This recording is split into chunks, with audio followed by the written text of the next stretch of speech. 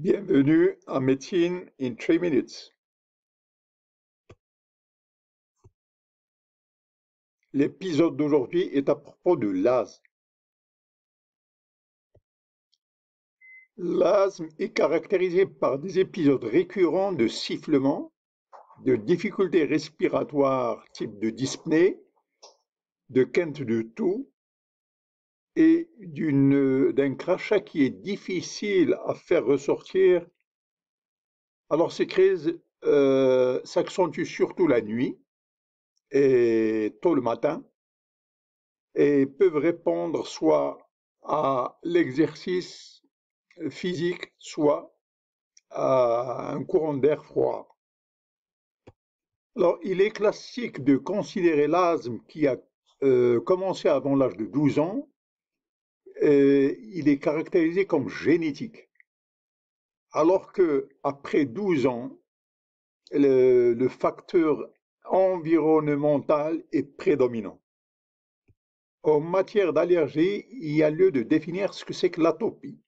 Eh bien, l'atopie est une triade qui associe un eczéma atopique, une rhinite allergique et un asthme.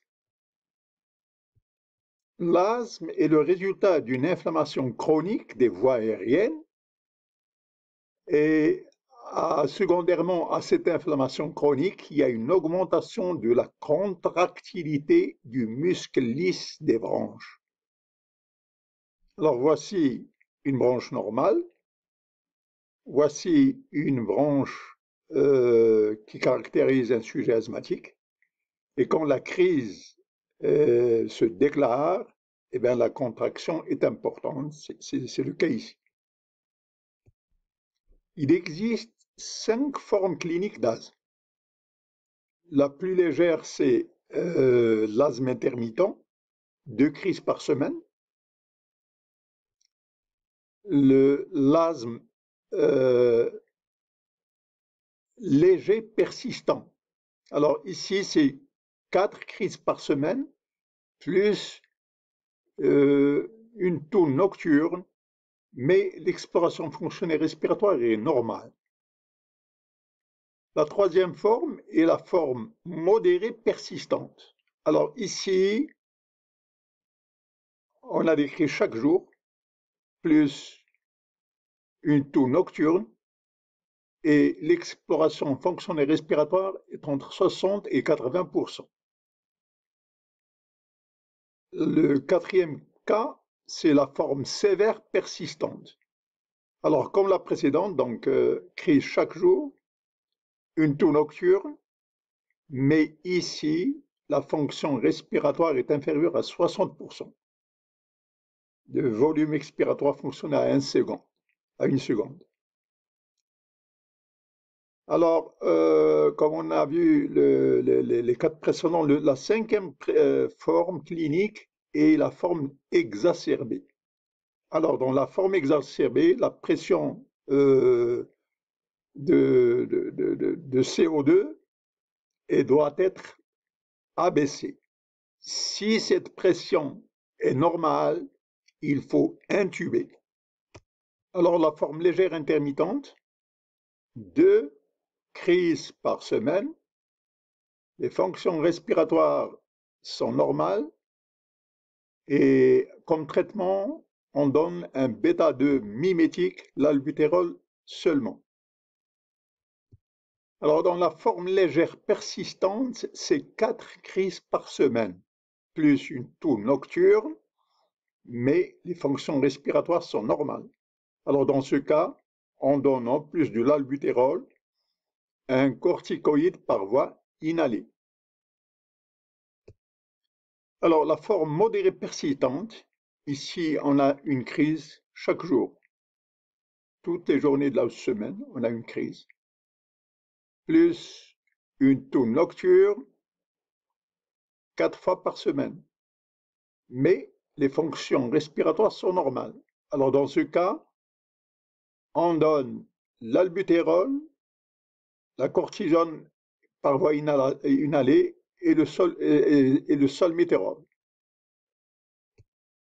Alors, la forme sévère persistante, on trouve pratiquement tous les signes qu'on a vus précédemment. Donc la crise chaque jour, la toux nocturne, 4 fois par semaine, l'exploration fonctionnelle respiratoire est ici inférieure à 60%. Alors, le DEP que voici, le débit respiratoire de pointe. Alors, comme traitement, on propose l'albutérol, la cortisone inhalée, le solmétérol et des antileucotriènes monotélécastes. Alors, la forme exacerbée, il faut toujours donner l'albutérol par voie inhalée. Rajouter des corticoïdes oraux ou en intraveineux et examiner le peak flow meter et la pression de gaz carbonique. Si la pression de gaz carbonique se normalise, ça veut dire qu'il y a une insuffisance respiratoire qui menace. Dans ce cas, il faut intuber. Alors, je répète, la pression en CO2 devait être abaissée. Si cette pression se normalise, ça veut dire qu'il y a une menace d'insuffisance respiratoire immédiate. Alors, dans ce cas, il faut intuber.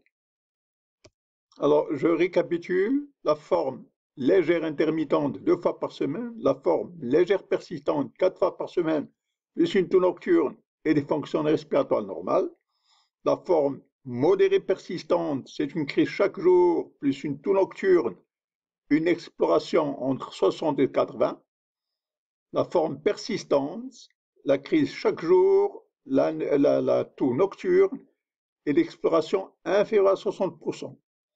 Si en cas d'exacerbation, la pression de CO2 devrait être abaissée. Si elle se normalise, il faut intuber. Merci d'avoir assisté à cet épisode de Médecine in 3 minutes. Vos suggestions sont toujours les bienvenues. Voulez-vous cliquer le bouton like?